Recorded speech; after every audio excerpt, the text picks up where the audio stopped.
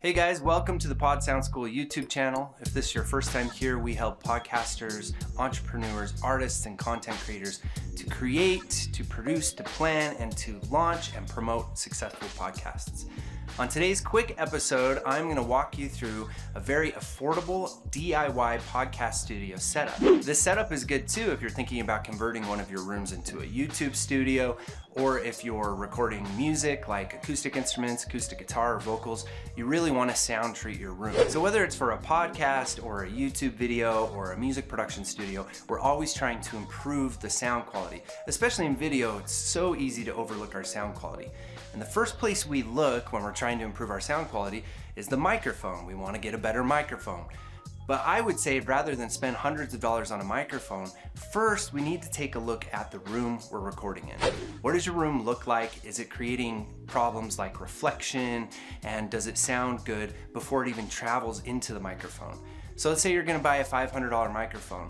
I would say your money would be better spent spending a couple $100s in sound treating your room and then buying a couple $100 microphone instead. You'll get better results that way. So why don't we just jump into it and I'll show you how we install a $189 setup into this room I'm in here. And I'll walk you through the step-by-step process and also leave the links to the products that you can purchase. And before we get into it, don't forget to hit the subscribe button, give the video a thumbs up, and if you're new to podcasting and you want to jumpstart with a bang, we're leaving a free downloadable PDF, Jumpstart Your Podcast. You can find the link in the description below. All right, let's get to installing our sound panels. There are so many options when it comes to sound treating your room. Curtains are always a good idea. You can hang curtains along any of the walls, but our main concern when we're sound treating a room is going to be reflection and reverb. That's our primary concern. Our secondary concern is the noise that's present from electronics, whether it be fluorescent lights or computer buzz or things like that. So if you have noisy things in the room you're recording in, try to get those out of the room if you can. But let's talk about treating the room. So a big problem that we're gonna have in most rooms are 90-degree angles, wherever two walls are meeting. The room I'm in right now is cool because it's carpeted. If you are in a hardwood floor or a tile room, you're definitely gonna wanna get a rug. Tile and hardwood floor are very reflective. So we're worried about reflective surfaces. And when two of those reflective surfaces meet up at that 90-degree angle, that is a problematic area that is often referred to as a bass trap. A lot of those bass frequencies and other frequencies get into that 90-degree angle and bounce back and forth, and they amplify the volume of our voices and things. So that's why these are very popular. This is what's called a bass trap. And what's really cool now on Amazon, and there are a lot of companies that are selling different types of acoustic foam, and there's now very affordable options. These are from a company, DIY Solutions, and you get an 8-pack of these for $179, which is a really good deal. And I'm gonna show you today the proper way to install these, and one method that you can use that will create minimal damage to the walls, won't involve any messy glue, and you can do by yourself. We're gonna do that by using long push pins, and I'll also leave the link for these push pins below, but you can just type long push pins into Amazon and you'll find these as well. There are also other companies, professional companies that make these bass traps too. This is Auralex, and I'll leave Auralex's link below too. Auralex, these are a lot denser, so this is a lot more heavy than this is, and the material that they build these with is a lot more scientific and technical and more efficient at blocking out sound and soundproofing your room a little bit.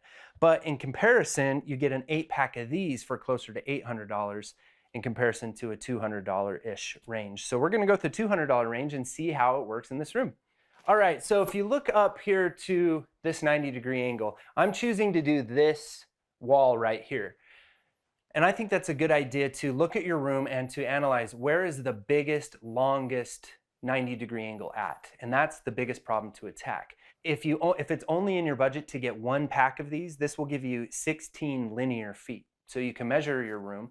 And most rooms aren't gonna be much longer than 16 feet. So I'm gonna start with this area of the room. I'm gonna start on one side, install one of these, and then move my way over to the end of the wall. Before I do that, if we can flip over here. So one thing I want you to notice is this wall here, for example, doesn't go the whole length of the room. I don't know if you would call this an accent wall or what you would call it, but this is what we actually use for our backdrop for our YouTube videos. If you want to apply the acoustic treatment to this wall, make sure that you start on this side over here The reason for that is these are cut very nicely. They come cut really nicely. And that's the side you want to show when you walk into your room, right? So you'd want to start on this side of the wall here, because this foam is actually pretty easy to cut. You can do it with a razor blade, you can do it with a bread knife, you can do it with scissors.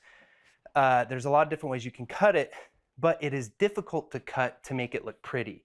So you're gonna have some rugged edges, and that won't really matter once you tuck it up against the other wall in the corner. Okay, let's pop back over to the other side of the wall and get these installed. What we're gonna use today is we're gonna use these long push pins. These are so cool. The reason I like these in this pack, and I'll leave this pack in the description below, is it has different lengths of push pins. You have these long ones, and then you have some that aren't quite so long. These are cool because you can experiment in your own room. If you want to make less damage, you could go for a smaller pin and it'll have a smaller hole that it makes to your wall. But I'm actually gonna use these long guys today. And I wanna show you, take a look at this foam here, and I'll show you why I wanna use the long guys. There's lots of different grooves that you see in this foam. And if you want, if you're gonna use one of the short guys, you can go and use one of these small grooves here. But this, because it's a smaller groove and the cut is closer to the edge, there's more probability of it ripping or tearing. So I'm gonna move up and go to this one, and that's why I want a long pin, as you can see. So the pin is gonna be poking through the foam and still with a nice distance to go into the wall. And what I'm gonna do is I'm gonna put one in around this corner here, and I'm gonna stab it in there and push it into the wall. I'm gonna do the same up here in the second groove, stab that in there, push it into the wall. And then I'm gonna do the same over here and over here, if that makes sense. So let's move over there. I'm gonna hop on this ladder and hopefully you don't see my butt crack. Come up here and you're just gonna want to hold it right where you want it. See, I'm kind of holding it with my arm. It's pretty easy. These are very lightweight, so it's very easy. You wanna get it nice and snug right where you want it. Don't be afraid to kind of push on these things.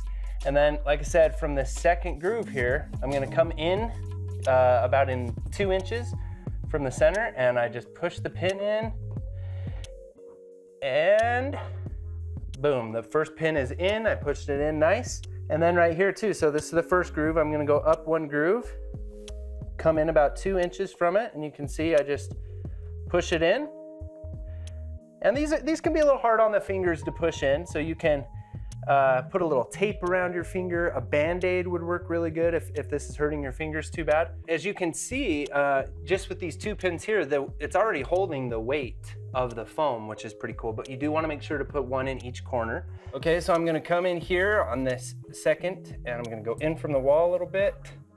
And you can see as I spread this out, I'm just going to poke it right there in the crevice and push that pin in, and there we go. You see it doesn't show, no cosmetic flaws there in the foam. I haven't damaged the foam. The foam can be reused. We're liking this a lot. Thanks a lot, Studio Steve. You're the best. Okay, there we go, guys. Now I'm just gonna go all the way to the end. And when I get to the end, I'm going to slice one of them so that it fits perfectly. And I have a really nice, attractive looking column of acoustic foam from one side of the room to the other.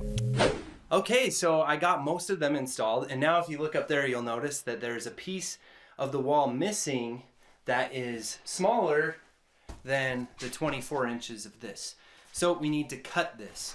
To do this, you're gonna need 3 other tools, and these are tools you can find around the house. Chalk, a bread knife is a really perfect tool for this because the teeth will cut through this like butter, and it also cuts at a nice straight line, so you get a nice straight cut. You can also use a razor blade. There's lots of different ways that you can get creative to cut these nice and straight. So the first thing that we're going to do is we're going to measure the distance up here. 18 1/8 of an inch. Measured 18 1/8 there. And if you're not careful and you pull on this, you'll get an incorrect measurement. You got to really kind of hold it at the end. So that's 18 1/8. And I'll come down here and do the same thing. And now if you have a ruler, you can make a line between these 2 lines really straight, or you can just kind of eyeball it because you made the 2 marks. And then we do the same thing here. I have my 1 mark right there that I can get just by the quarter. And then I want to measure on this side 18 1/8. Now I've got my mark there. And you can be very precise with this and you'll get really good results. Take your time here. And now we can start cutting through it with the bread knife, and I'll show you how that works. And there's lots of ways to do this. I like to kind of start here from the corner, and look at that, just like butter. Now you want to make sure that as you're looking down on it, that you keep the blade at a flat 90-degree angle so that you're going to get a nice flat cut.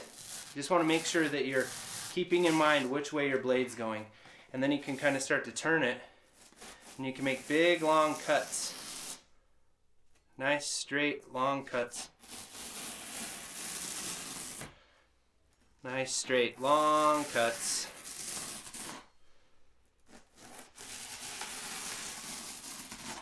And you see how that's cutting through it pretty nicely. You'll need a vacuum after we're done here, but so this line that I made, I can just drag. You want a really nice straight long cut with the bread knife. That's why I like the bread knife over a razor blade, because I've noticed in cutting these that I wind up getting a little bit better results with the bread knife. And of course, if you have power tools, there's power tools that you could do this with. And also, if you have power tools, I was going to mention a couple things about when I was installing these, is my thumb really started hurting. So I actually got a guitar pick to put between my thumb and the pin. There's also the finger protectors that you wear if you sew that you can get, and those will work perfect too. If you have to put it into masonry like stone or concrete or something like that, then you might need a power tool like pin nailer or something like that. The other thing to do if you didn't have access to power tools and you're using stone or cinder block or something to attach these to, then you would have to go the glue route, which wouldn't be that expensive either. So as you can see here, I have a nice straight cut going almost all the way through. So I just continue on, and now I'm kind of within the foam, and now you can even kind of, I try to avoid going to the face because I don't have a line, and you can kind of start to tear at, so I like to try to get it all from behind here to keep the face looking pretty. And we just do that, and look at that. Earlier in the video, I mentioned that you want to be mindful of which side of the wall you're going to put the cut piece on. You want this cut piece to go against a wall in the corner where it's not going to be seen. But you can see right that looks really pretty. It's not the straightest cut in the world. I did it very quickly with the bread knife. But once we squeeze that into the wall, it's going to look real nice. So let's squeeze this in and see what it looks like. I got a good measurement with my tape measure, so I only had to make the cut once. I took some time so that I didn't waste this piece and have to order a whole pack. They only come in packs of 8. And now look, that's just holding itself there, but I'm going to put 4 pins in it and we're done. So there you go, guys.